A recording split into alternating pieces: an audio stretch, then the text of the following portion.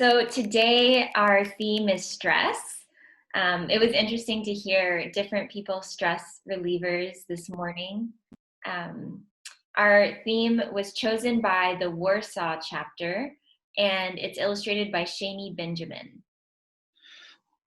Bu ayın konusu ve bugün konuşmanın konusu stres olarak belirlenmiş. Warsaw, Polonya bölgesinden, oradaki bölümünden hazırlanmış ve bu grafik Wendy Bilgen from their chapter. O da Polonya. I'm not sure if the illustrator's from the chapter, but tamam, evet. Wendy Bilgen. And our speaker today is Wendy Bilgen. She is a social worker and a therapist and an educator. And we're really excited to welcome her today to talk about stress. Bugünkü konuşmacımız annem oluyor. Wendy. Sosyal hizmetlerde uzun süre çalıştı. Ayrıca yeni PhD'ni bitirdi ve artık öğretmen olarak çalışıyor. Ona hoş geldiniz demek istiyoruz. So welcome, Wendy. We are going to pass the screen to you. Okay, hi everyone. Let me share my screen, so it might take a moment. Well, hi everyone. Okay, this is a really interesting topic to be talking about because at this moment I'm experiencing, of course, some significant stress, as we all do when we're about to do something new and when we're about to do something that's going to demand some of our energy and attention. And actually that's kind of the purpose of our body's stress reaction, to prepare us for action.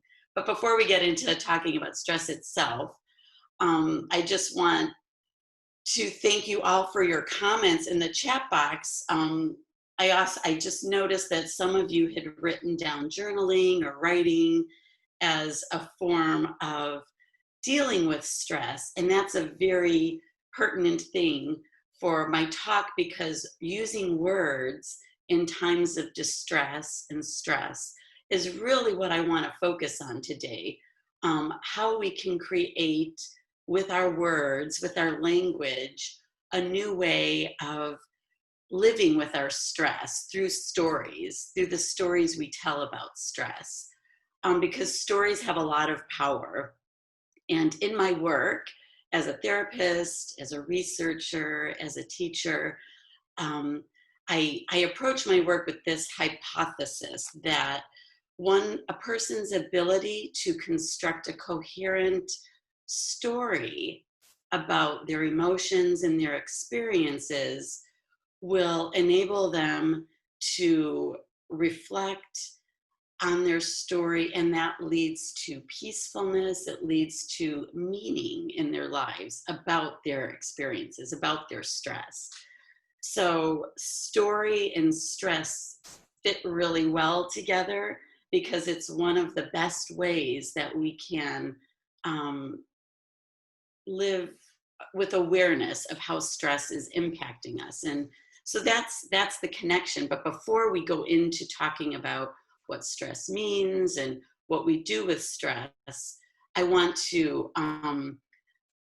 look at the quote in your outline from Marcel Proust, who says, "The real voyage of discovery consists not in seeking new lands, but seeing with new eyes." I love that quote, and it applies to everything. But for today, I'd like us to keep that in our minds as we're looking at stress, that we want to see stress in a new way, maybe find a new metaphor, a new story about the stress in our lives.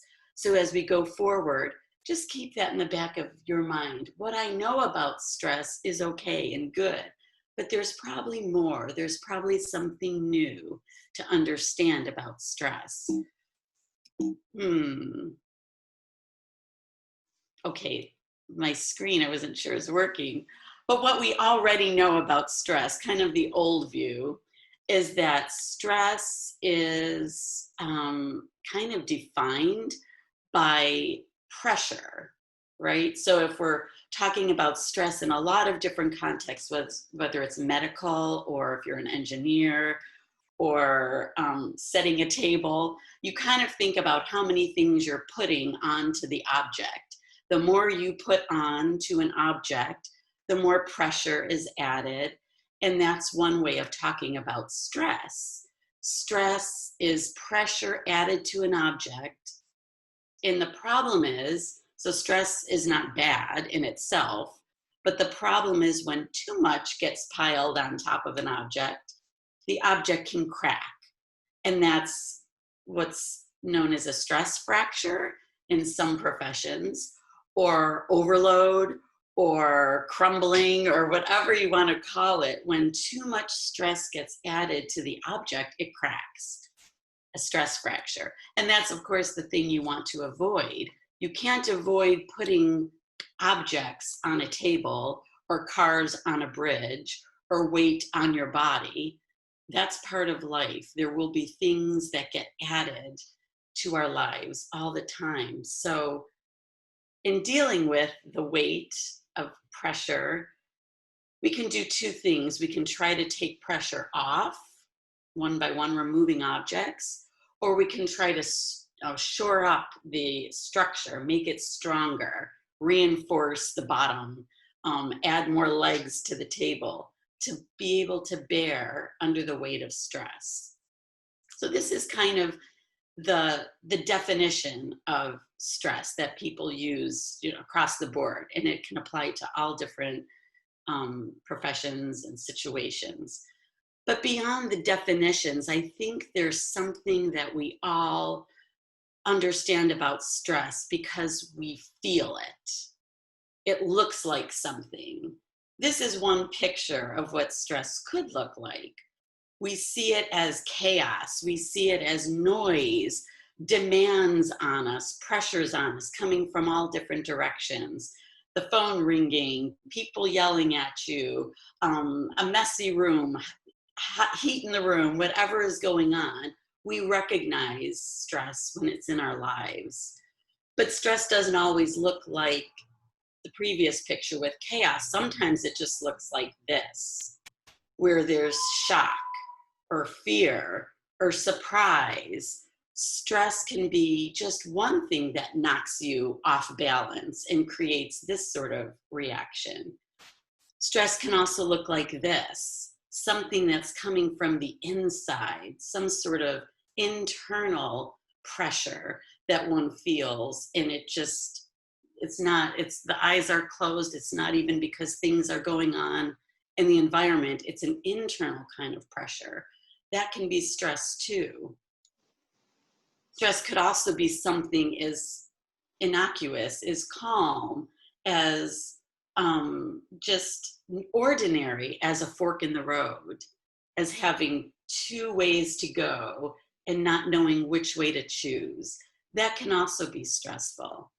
So there's lots of ways that stress appears in our lives, and it's happening all the time because it's part of living. All of the things that we encounter in life will create opportunities for us to respond to them. So our response to stress happens at the whole person level, and I like to call it a holistic view, and not just me, but many people call it a holistic view, and that the things that happen that we call stress affect us on all levels of our being, our body, our soul, and our spirit. Here's a picture of what I mean. So we're a whole being, which we all know, and every part of our being responds to stress. So when we started the call and I was about to talk, I felt stress in my body. My heart was beating. I was getting a little hot. My body was responding to the stress of what was about to happen. Nothing was in my environment, but it was an internal stress where I thought, is this going to go okay? Is it going to work? Am I going to be able to communicate? And my body was responding, but my thoughts were responding too in the soul level. I was thinking things, I was feeling things, I was deciding things. I will do this. I'm not going to shut my computer. It's scary. I'm nervous. What will people think about what I'm saying? That happens at the soul level when there's a stressful encounter with something in the world. But it also happens at the deeper spiritual level where our spirit is affected. What does it mean that I might fail at this? What does it mean about me? What does it mean about my relationships? What kind of transcendent meaning might I find when I'm done with this and I decide I did a good job or a bad job? That's more of a spiritual, deeper level where it gives meaning to our lives. So it's a whole person experience, stresses. And it happens at the subconscious level, sort of beneath our awareness, and at the conscious level, where we're very aware that there's stress. We're very aware of the decision. We're very aware that our house is burning, or that COVID is happening, or that we lost our job. But we're not, what's underneath our consciousness sometimes are the deeper emotions and the deeper meanings of our stress, and where our stress interacts with the meaning-making part of us. So it's inaccessible a little bit more. We can't often reach into the subconscious place about stress, but that's where words come in. That's where story comes in. Story helps us reach the inaccessible parts of our experience.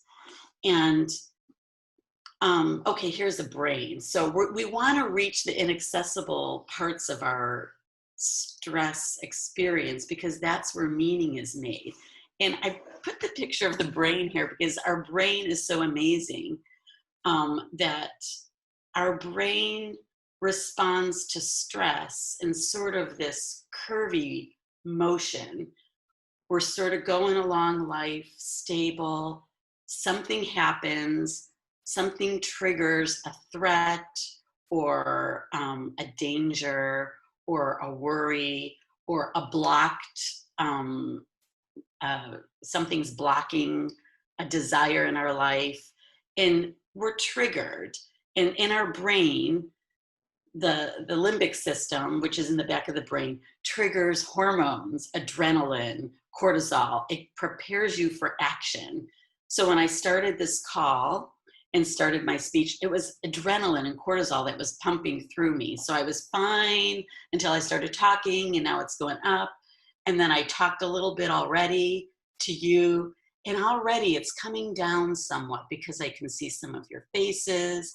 I'm finding words to describe my experience. So in the brain, as I connect to you with my words, the brain then releases this thing called oxytocin. You don't have to remember all this, but I would want you to remember this curve that happens. When oxytocin comes in, the brain starts to de-escalate the pumping of the adrenaline and helps the front of the brain engage. I guess I'm using my hands and you guys can't see that too much, but the front of the brain can then start helping give language to the experience, helping give meaning to the experience, helping you find words for what was just going on. So the brain's stress reaction goes like this. And the reason I love this image is because it's the same arc of story. There's a universal story arc that everybody understands, whether you're talking about a Hazratin Hoja story or it's a story that your family has told over and over again. It will have the same arc in it, the universal story arc, where life is going along, crisis, conflict happens, action is required, and somehow the storyline wants to go to a resolution point. I think partially that's why humans love stories so much, because it mirrors what our bodies need. It mirrors what our brain needs, what our whole being needs to make sense of the world. A famous rabbi, Abraham Heschel, said, words create worlds. So out of chaos of the crisis moment, when we find words to help us describe and expand what we're seeing, feeling, thinking, a new world can be created. Sounds like a huge job, but it can happen simply. It can happen in a moment. It can happen by finding one word for an experience you're having. And actually, one word can be a story. For instance, happy. Happy can be a whole story if you stop to think, well, what does that mean? What does happy mean? Or sad can be a story. Worried can be a story. But oftentimes we want to expand the one word, and that's where narrative telling comes in. When we tell a story to another person, it expands the meaning. It expands the experience. There was some other research done on the brain by a man named Paul Zak, who researched the way that images affect people. So looking at an image like this picture of the Hoja here might have created some sort of reaction in you. Maybe you remember hearing stories or jokes that where he was the main character. But without the story to go with the picture, an image is incomplete. So we see the image, but then we're already creating a story in our minds, right? About what that image means. So images are oftentimes really wonderful stimulators for story, which is why humans love art so much. There's an image before us and our minds can go in so many places. And for instance, like, let's look at this image. Maybe many of you have seen this image before. You might recognize it. I think it's in the Sistine Chapel ceiling. Michelangelo's, the fingers touching or almost touching. So we see this image, an image we might have seen many times before, but there's a story behind the image. A story about what the painter was trying to communicate through the strokes, through the hands. Some people interpret this story as his hand reaching for maybe God's hand and him feeling like he's reaching, can't quite get there, keeps reaching, and maybe he gets tired and the other finger is still trying. Or maybe someone interpreting this would say it's the artist's hand reaching to another human hand, longing for human connection, but being so busy painting the ceiling of the chapel, he's too exhausted to lift his hand and touch the other finger. I think you get the idea that one image can create a whole story around the human experience. It's a wonderful tool. Stories have power. Here's another image, and this image someone shared with me actually through Facebook and was chatting with me about this image and how it impacted her life. And so then we just started talking about the image and realized there's so many stories that could be created by this image.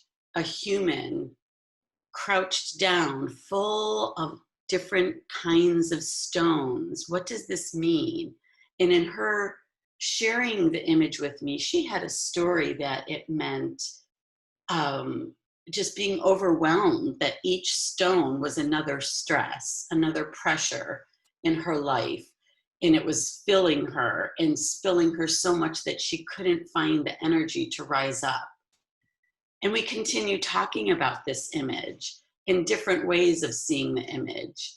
And I said, well, I wonder though, that the character is on one knee and the other knee is kind of lifted. I wonder if the character is actually about to rise up do you think he just fell, or is he about to get up? Is he about to shift his position somehow? And so we talked about that for a while. We talked about the size of the stones inside of the character. Some are real little, some are big. We talked about, oh, look how some of the bigger ones are on top and some of the smaller ones are in the feet. Maybe they get smaller over time as the big stresses begin to shrink and feel smaller over time. We could have gone on and created lots of stories about this image and what this image was speaking to her about her own stress, about stress in the lives of people she was in quarantine with, because that was part of what was creating stress for her, or what this story could portray about the whole world right now, people living with stress. It became a story for her, but also a story that connected her with other people in her house who might also be living like that, and also a story of other people in the world. We can take so many metaphors, so many images, so many pictures of what our stress experience feels like and create a story. The picture on the left of my screen of straw, a lot of straw piled up on this poor little camel who has very skinny legs. And some of you might know the idiom, the straw that broke the camel's back, which you get the sense that one more piece of straw placed on top of the camel might just collapse him. That might be a metaphor that some of you can relate to today. The idea that there's so much I'm carrying and I can't manage one more thing, but yet I'm plugging along. And there's no way to change that picture unless you imagine another camel coming alongside of him, perhaps, or a person coming alongside and lifting some of the straw off and carrying it himself. There's ways that you can create a story around that image and that metaphor. Or perhaps the picture on the right, the surfer, that might be a metaphor that connects to some experiences that you have of stress. Stress as a wave of something that's big and it's coming and it could potentially overwhelm you. And you have this one little tool, a board, a straight board that's supposed to go into all of this power. And maybe that's a story. Maybe that's a story of trying to bring straightness into curves in the world, nature, things that become overwhelming, and how hard that is, how it demands a continuous energy. Paddling, I've never surfed, so this is not my metaphor, but I can imagine how hard that is. You have this little thing and it's all this power, and yet there's some way that you can ride the wave with order, with straightness. So metaphors help us make sense of the story of stress in our life. Metaphors, they're very important. Maybe you're thinking right now of a metaphor that fits your experience. Perhaps it's someone rowing upstream in a boat, or perhaps it's someone in a wrestling ring where the bell keeps ringing to end the match, but you're not allowed to leave the wrestling ring. Maybe that's what it feels like. There's so many metaphors. The imagination is unlimited.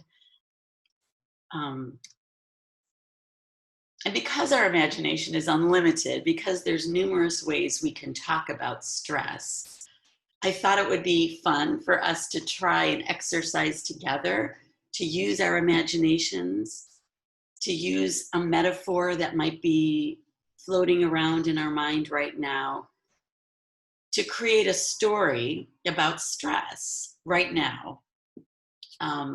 This idea of 6 word memoirs came from a project by a magazine called Smith Magazine. You can look it up. It's a fascinating project But what they did was they started a campaign where they invited people to write in 6 words only, not more, not less, a story about what they were experiencing in that moment.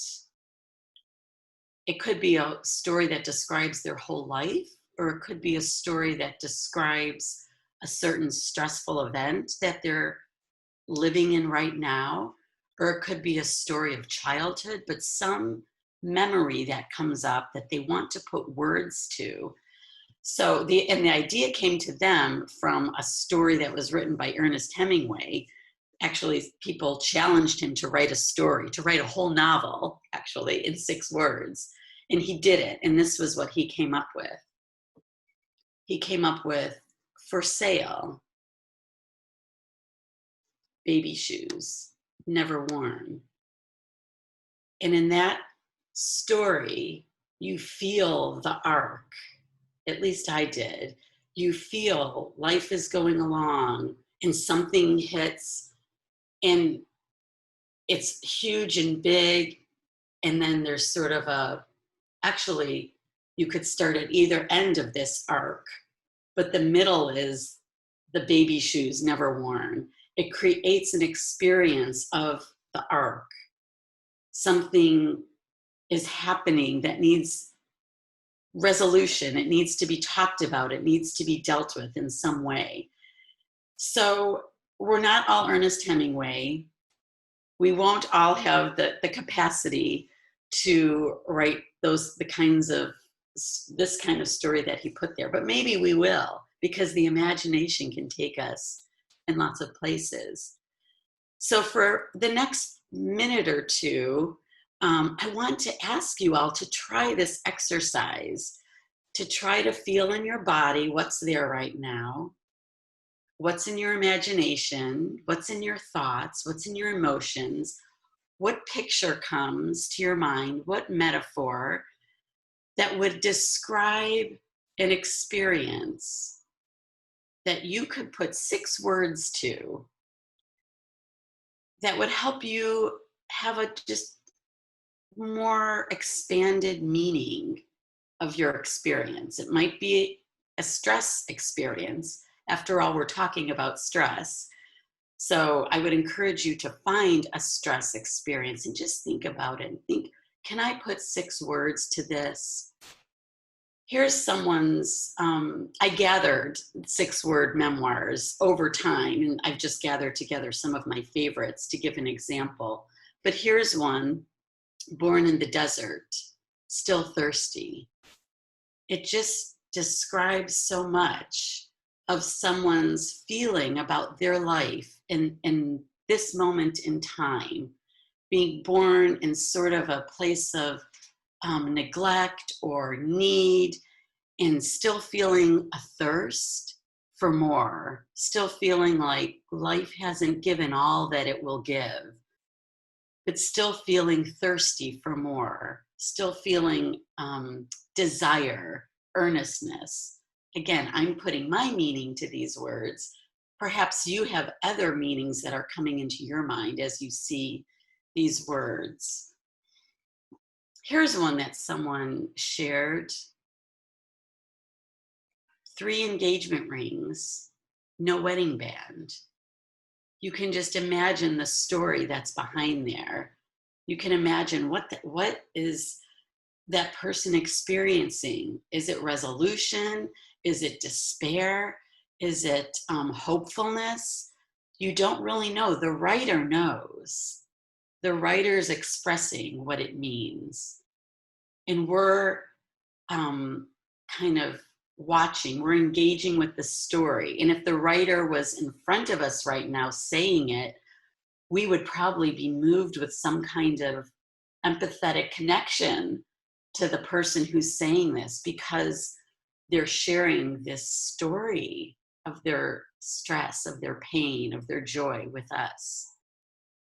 Let's go on. And I'm just wanting you to notice what happens inside of you as you see these words and as you think on what this story means. Does it move you?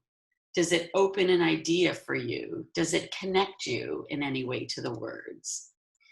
Now this one, this will be interesting. What images come to your mind with this 6-word memoir? Could be poop, could be chocolate. Now this is an interesting one because immediately you probably have a lot of ideas in how this could go and what this could mean about someone's experience in life. So, you know, poop, we know what that is, right? In Turkish, maybe someone can write that in the chat box, I'm assuming. But so that there's 2 things that could be coming into your mind. You could, sorry, this is going to get a little graphic, but you could be just envisioning, well, why would someone not know if it's poop or if it's chocolate? And then, well, I guess they're both brown. If the chocolate's melting, it might look, you know, so I guess the only way you can be sure is if you risk it and you take a taste. Maybe that's what this person is struggling with. 2 things in life that look the same. It could be really, really bad, poop, or it could be really, really good, chocolate, and they're stuck and they can't decide, do I taste it or do I not? Do I just walk away from a potential wonderful experience of chocolate? So that was one I loved because it for me created the idea of ambivalence in life, which creates stress. Like the arrows going this way and you don't know which is the best. So the idea of risk and tasting life and going on, for me, that's what that's the picture that came to my mind. Again, I don't know the writer of these. These were collected from the book called Not Quite What We Were Expecting. Not Quite What We Were Expecting, 6-word memoirs. That book is really interesting if you want to look it up later. But anyway, these are just a few examples. So I'm going to give you a few moments right now to write your own 6-word memoir. Just try it. So I don't know how to disappear. Let's see what happens when I do this. Oh, I don't want to do that. Let me just go to a blank screen so you're not distracted. But just take a few minutes and try to do that. And I'll call us back to the room, and don't leave the room. You know what I mean? Just try this exercise right now. See what happens. See what you can come up with. Write it down on a paper. Write it on your computer. If you feel like it, no pressure, but if you feel like sharing it in the chat box, I want to encourage you to do that if you feel like it's something you would like to try. And we'll come back together and we'll talk about what it was like for you, the experience. And just it's going to be 2 minutes, okay? So go.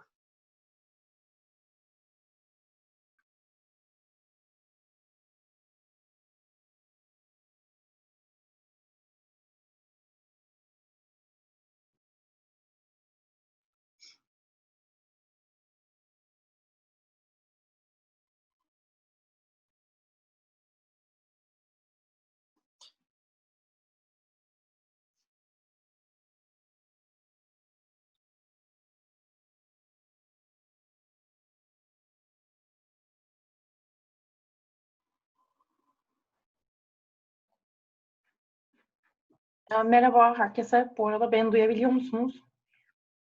Şu anda teşekkürler. Şu anda yapmakta olduğumuz etkinlikle ilgili kısa bir tercüme yapmak istiyorum. Şöyle ki, Wendy konuşmasının sonunda 6 kelimeden oluşan sizin için bir anı ya da hayatınızda sizi strese sokan bir durumu belirtmenizi, daha doğrusu betimlemenizi istemişti. Bizimle örnekler paylaşmıştı. Şimdi biz de benzer bir örneği yapacağız.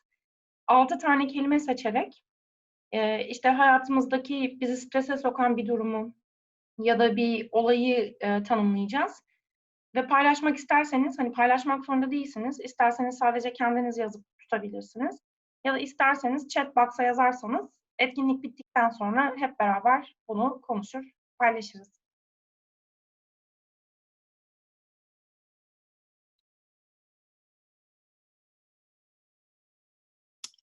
How's everyone doing?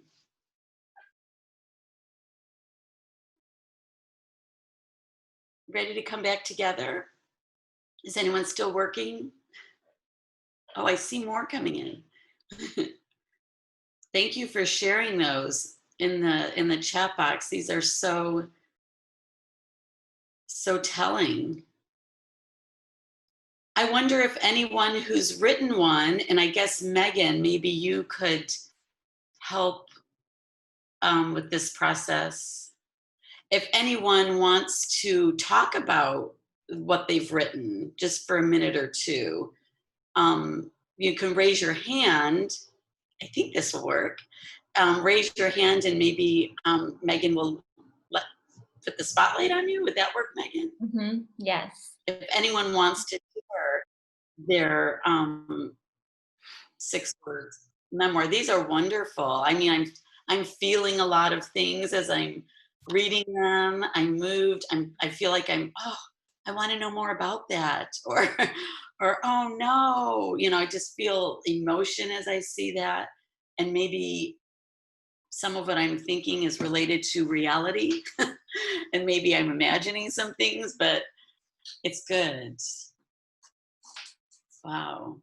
So if you want to share, you can either put your name in the chat box or raise your hand, and I will spotlight your video. And you can unmute yourself if you're interested in sharing.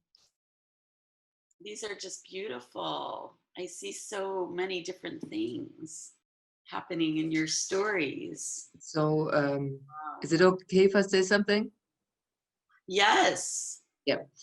First of all, I really like Caleb's one. I mean, that's totally me. I wish I would have thought of it. It's so great. It's what life is. That I mean, I'm talking about yours now, but it feels so much that it could be me. Yeah. You can really connect to his experience. Totally. Yeah, totally. Yeah, that's how I feel all the time. Yeah. So that's one. Well, my story, a lot of people know, I finally moved to a nice place, and then I've been told I have to leave, and that's the end of the story. Yeah, well, it leaves you in this unhappy is the end of the story here. Yeah. Yeah. But it's not the end of the story. I mean, it's the place where in now. Yeah. It's the present experience. Yeah. Right. And there's more to come. Yeah. You don't know what will happen after the unhappy. Thank you for sharing that. Yep. So the interesting thing too about stories is they don't have to have happy endings when you're writing them. It's not for the purpose of making it better, but it's for the purpose of meaning making, the meaning of the move, being happy, forced to leave, now being unhappy isn't all known. Meaning making is a continuous process, which is the spirit, the center part of the circle, is that we're continuously finding meaning and purpose in the experiences that we've had by looking at what's really happening now. So thank you, Brigitte. By the way, sorry for interruption, but I just wanted to ask a quick question in Turkish. Şimdi hani çeviri olarak size iletilen konuşma metninden farklı bir aktiviteye geçtiğimiz için elinizde hani notlar bulunmayabilir. Eğer Türkçe tercümeye ihtiyacı olan varsa hani chat box'a yazabilirseniz ya da elinizi kaldırabilirseniz bundan sonraki kısmını konuşmamızın ben tercüme için yardımcı olayım size. Eğer varsa hani ya bana yazabilirseniz özelden ya da gruba yazarsanız ben size yardımcı olacağım. Yes, thank you, Jen. Thank you. Good, thank you. That's helpful. Does anyone else want to say anything about their 6-word memoir before we move on? Sorry, I was just reading next to poop, no toilet paper. Now that is distressing, isn't it? Yeah. These are wonderful. I see, and yeah, at the airport, deciding where to go. That is just, yes, this image, not only as going to work, but um, going somewhere. Always the availability of, is there another place? The desire for adventure, the desire for something new, and not knowing where to go. I love that. Yeah. Okay, I don't need to talk about yours. So I'll move on. Well, no worries. I can share a couple words actually if no one minds. Well, that's it just reminded me of where like that I've been to airports too many times, like because of I used to be an expat, like Turkish expat living in Canada. But at the same time, like I had people like my friends and family visiting me. So I've been to airport whether to like meet and greet them or they were leaving, like their stay was over. And also personally for me, like because I love to travel. But it's just sometimes it's weird though. Like sometimes you go to the airport with a plan or a destination in purpose that you would like to get, like you know that where you're going. But sometimes you just have the feeling that you should be moving or you want to go somewhere, but you just don't know where yet, but you just have that feeling within you. So it's just, it happens to me most of the time, like in my life. That's why I wanted to share. But it's a stressful situation because sometimes you don't know, but you know that you want to do something, but you don't know what to do. Yes, that's exactly. That's so, and that's a universal human experience. It might not be that it happens in airports for all of us, but that experience that you're describing, I think probably every human can connect to, which is the power of your story, that we can connect to your experience and the reality that it's a shared experience. Doesn't make anything go away, but it does shore up the structure of ourselves, our whole self, so that we can manage that indecision, manage that desire, manage that ambivalence a little differently because it's a shared experience. Thank you. Yeah. Anyone else? I love hearing what you're thinking as you've been writing these, but I know that it can be a lot. But my English probably not enough. Because of that, Cansu, do you want to help me? Yeah, sure. I can help you with the translation, Selim. Geçen hafta Ankara'da sınavım vardı. Gittim, sınava girdim ve ertesi gün birisi dava ettiği için sınavım iptal edildi. Şimdi tekrar gitmek zorundayım. Ve bu beni acayip strese sokuyor. So Wendy and like other English speakers that I'll translate. What Selim was saying that she had to go to Ankara to write her test, but apparently the day after she wrote her test, someone sued her, and her exam was canceled. And now that she has to go back to Ankara again to rewrite the test, and that is a situation that puts her into stress. Yes, and do it all over again. Yeah. Evet, her şeyi tekrar baştan yapmak durumunda kalmak bayağı sıkıntılı, strese sokacak bir durum. Yes, yes, that's extremely stressful and frustrating and makes me angry. And again, it's something, that probably we've all experienced, putting all of our energy into this one thing that we were wanting to do really good, and we were working really hard and we did it, and then, oh, sorry, wasn't enough.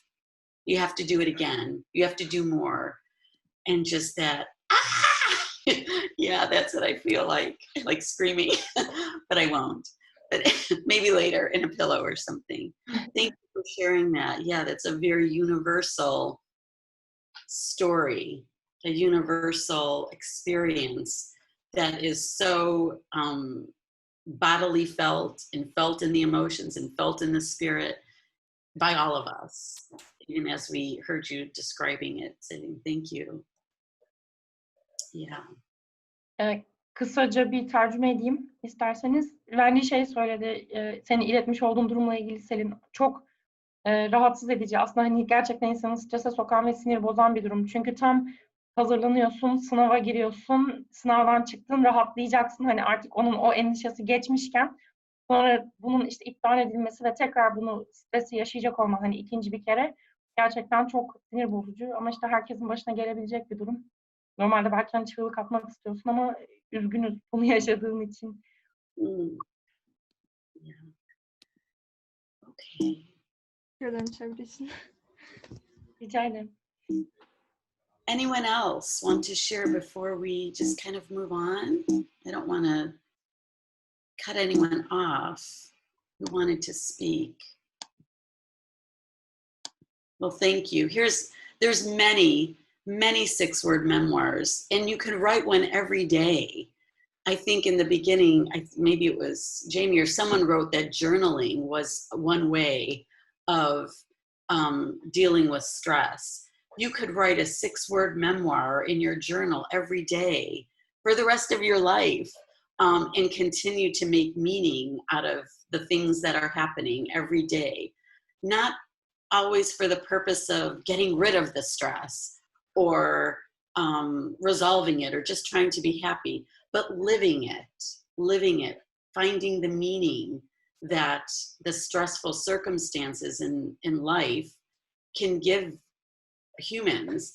And that's really what makes us human, I think. The ability to use language, to describe emotion, to describe experiences, to make meaning, and to share meaning with others. That's the human experience that makes us different from other animals. And I think if we practice using our language, practice using metaphors, we get better at it. And it almost becomes second nature to find words that describe our experience, and then to find the desire to share it with someone, to get that oxytocin flowing. So here, I just put these up because there's so many ways that this could be done. These are ones that I've gathered over the years from different places. And I just think they all are full of meaning. They speak of stress, they speak of resolve, they speak of ambivalence, they speak of pain, they speak of so much. But ultimately, when stress comes into our lives, whether it's pressures being piled on top of us, whether it's a demand, it can be a good demand, like this was for me today.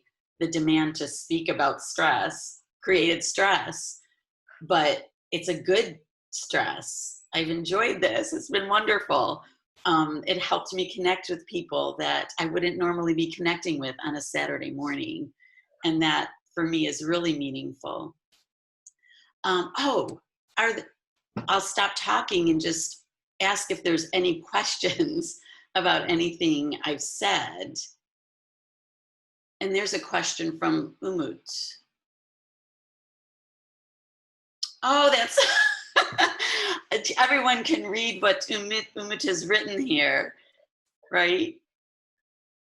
I think that is a wonderful metaphor for the very thing that stress can add to life, tastiness. Tastiness can be a way of talking about variety, pleasure, interesting things, meaning. That's just a wonderful metaphor. Yes, Umut, I believe that stress makes us tastier. Because without it, we don't wrestle with meaning.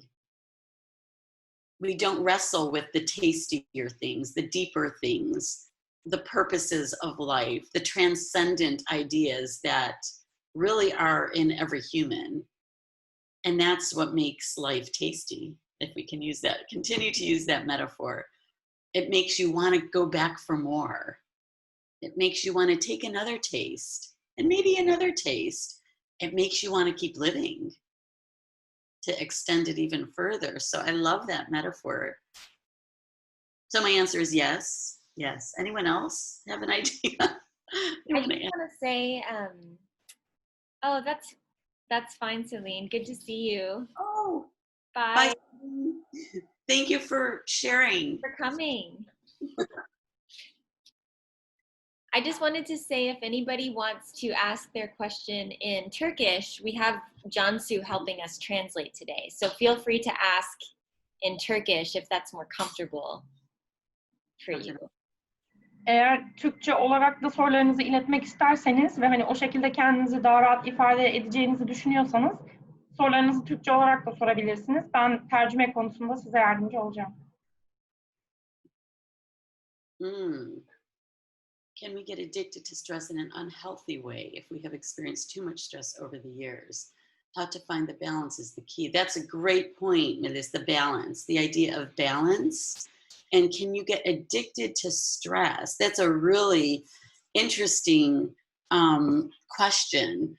I think the answer, I wouldn't call it addicted, but I think we can get very used to stress in such a way that the stress itself gives us meaning. So what I mean by that is, if there was no stress in a person's life, they might feel like they don't know what to do. They don't know what to do with peace. They don't know what to do with a good thing. So they begin to attach to stress as a way of reminding themselves that they're alive. They know how to do stress because there has been so much in their lives, so that when the choice might come before them to let go of a stress or to do something different with stress, they may not know what to do other than be in stress. So I'm not sure if it's an addiction in the way that normal addictions work, where your body and brain actually need the substance, but I think it does become a way of coping with ongoing stress, is to begin to tell the story of stress is my life and there will never be a relief from stress, and I've never not had stress. So I guess that can be a storyline for someone, that stress is always going to be there and I don't know what to do when there isn't stress. I don't know that I would call that addiction though. But do I believe that stress in that form can be unhealthy? I would say, yeah. I would say if anyone's heard of workaholism, that kind of thing, it might be an example of that kind of stress that becomes unhealthy, because it's as if someone, their purpose for being in the world has to do with what they can produce and who sees what they can produce, and that keeps them going all the time, more and more and more. I have to show that I'm okay and good and I'm worthy, and that can totally burn someone out.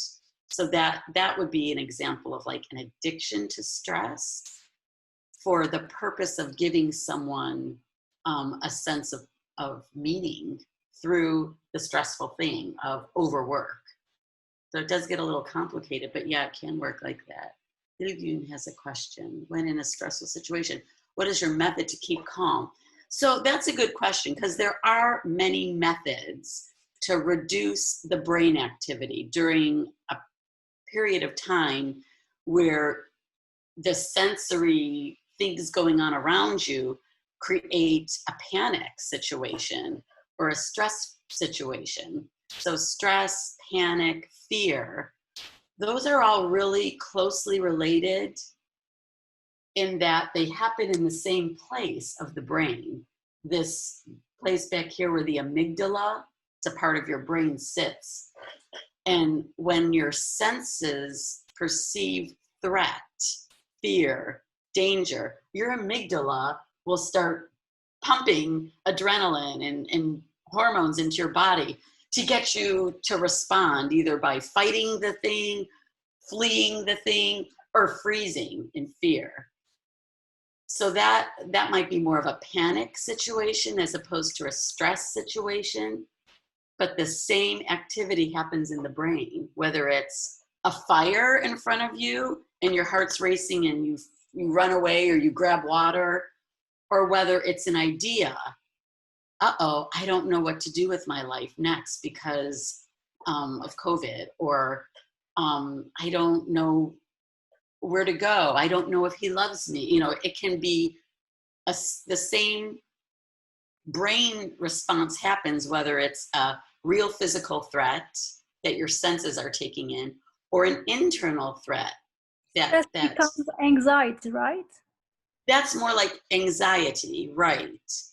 But anxiety, stress, fear, and pain, by the way, all get registered in a very similar place in the brain. So that's why your body might feel the same way in stress, anxiety, and panic. So what do? That was a long explanation.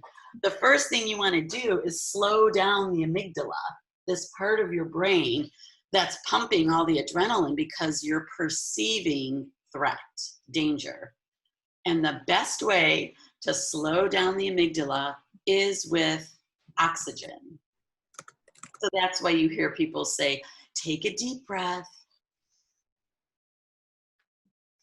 hold it, exhale slowly, because oxygen slows down the amygdala in the same way that oxytocin slows down the amygdala. And oxytocin is released through physical touch, as you might have heard before. I don't think I mentioned that today. And it's released through talking to another person. That's why the therapy experience is so helpful for many people. The therapist might not say much, but that talking to another person and someone hearing you, empathizing with you, releases oxytocin that actually reduces the amygdala action and helps you in a stressful situation. So the first thing I would say is the deep breathing. And I do this series of 5s, but it starts with inhaling for 5 slow, deep breaths in. That slow, holding it and exhaling for 5 slow, deep breaths out. And that will calm you down a little bit. That will be, as you said, what is the method to keep calm? That reduces the anxiety in a moment. But remember that the stressful situation is there because you're perceiving a threat, a danger. So the next thing you want to do is assess your environment for actual danger. You know, look around. What do you see? Say it out loud. Say the colors you see in the room. Say the sounds that you hear. Just let your senses take in information to tell your brain that you're not in danger. Yeah, and that focusing in the real world. The brain. Yeah. It takes you out of what's going on in the brain activity and helps you scan the real world for what's happening around you. So that's a way to de-escalate the brain activity when you're in a stressful situation and create an environment of more calm. And why do you need to do that? Because the front of your brain, the prefrontal cortex, where the thinking ability is, where language happens, where memories are stored, that front part of your brain gets disabled when the back part of your brain is pumping too much adrenaline and cortisol and all those other hormones. So first you have to slow that down so that the front of your brain can be engaged with language, with words. So an example of this would be a car accident. You know, a car accident just happened and everyone's walking around dazed and confused, and then the police or the ambulance driver arrives and they don't know what's going on, and a woman's and she can't find words. So the policeman or the ambulance might put his hands on her shoulders and say something like, look in my eyes, take a deep breath. Now tell me what happened. And then she'll be able to say, I don't know where my daughter is. You know, she'll be able to say the thing that's creating her stress and her fear. But in the moment, when the brain is overactive, when the amygdala is way too active, we can't find the words and the language to give meaning to what's going on. So it happens that quickly in an emergency situation, but it also happens long term, and stress when it's dragged out over time. It's the same brain response. So thank you, Wendy. That was a lot of information, but yeah. But there are lots of things that people can do to reduce stress, to what I would call to increase the strength of the structure underneath, where all the pressure is piled up on top of. One thing to do is practice breathing deeply every day. Some people engage in a lot of body movement, because if you're more in your body and less in your brain, the prefrontal cortex will be more engaged. So people do yoga, different kinds of meditations, journaling activities, going for walks, so the rest of your body is active, and other chemicals get released in your body when you're active with exercise that de-escalate the amygdala activity. So there's really practical things you can do for stress, which I didn't talk about today at all, but they're all really, really important. But there's so many places you can go to find help with that. If you look up mindfulness, or just look up anxiety and stress, and you'll find pages of activities that you can do to de-escalate the amygdala activity, to de-escalate the stress in your body, that makes you then more able to do the meaning making, the problem solving, the abstract thinking about the stress in your life, which is really what I was focused on today, is assuming that we're not in a state of panic, but kind of the normal stress of life that comes with the narrative arc of humanity. That's kind of the stress I was more talking about. But yeah, stress can be very debilitating, and there's tons of ways to learn to de-escalate that kind of stress. Good question. Thanks. Well, If it's okay, I would like to recommend a book about uncertainty and change. In the chat box, so we can all have a record of it. It's called Uncertainty. No, it's called in Turkish Belirsizlik ve Değişimle Birlikte Güzel Bir Hayat. It's author is Pema Chodron. I think it's out of stock, but you can find it in secondhand, and also you can find in the English version as well. It's the book that changed my life about analyzing stress, how to be friend with uncertainty. Right. So I would like to. Yes, I like that image of making it your friend instead of a foe. There's also a book called The Upside of Stress, that it's an interesting book, but it's that same theme of, we tend to believe that stress is our enemy, but actually stress prepares us for life. It gives us motivation. It gives us the flavor, the tastiness that we need to have that creativity and energy to make beautiful things in the world, to solve problems, to make the world better. Stress is necessary for those things. So yeah, The Upside of Stress. I'll just put it in there. That's a good book too. Well, we're kind of getting to the end of our time, I think. So if there's no more questions, I'm going to just close with this quote, this idea from John Donahue, who is a wonderful poet, but I'm having a hard time because I can't move my boxes off of my PowerPoint. So I wonder, Megan, would you read John Donahue's blessing as we leave? Yes, I will. May we live these days compassionate of heart, clear in word, gracious in awareness, courageous in thought, and generous in love. Thank you. Thank you so much, Wendy, for speaking today. You're welcome. It was a pleasure. And thank you all so much for being here. I don't think I need translation because I think everyone in the chat room today speaks English. Mm-hmm.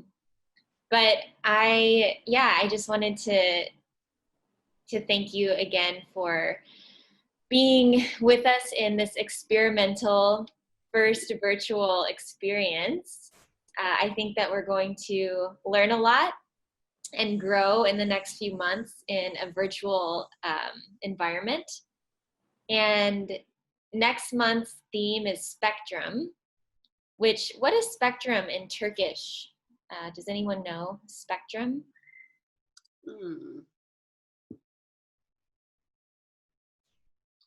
I need to use a dictionary on that one. So spectrum is like a line of... You also use spectrum. The range of possibilities. Spectrum, you say? Let me see. Like a technical word. Okay, yeah. So that's our theme next month. And we will be posting information about the next event on social media. So stay tuned, stay posted.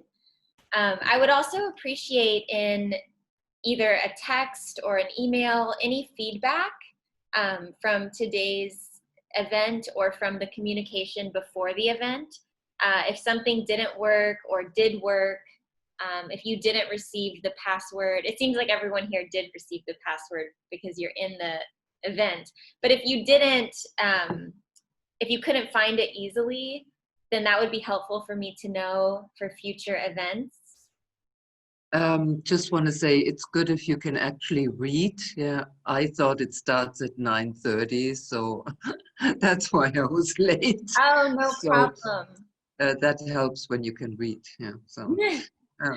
Well, we can make sure to be more clear about the times in multiple places.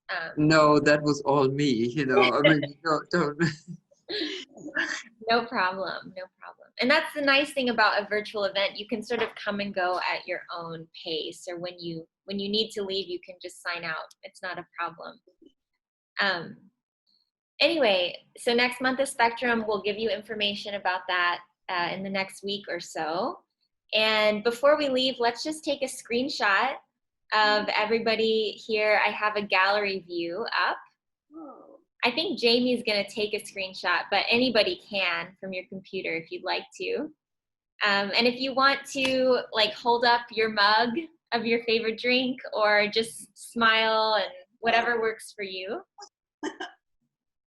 we'll take a screenshot. Did you do it, Jamie? Okay. Stay posed. Yay. It's done.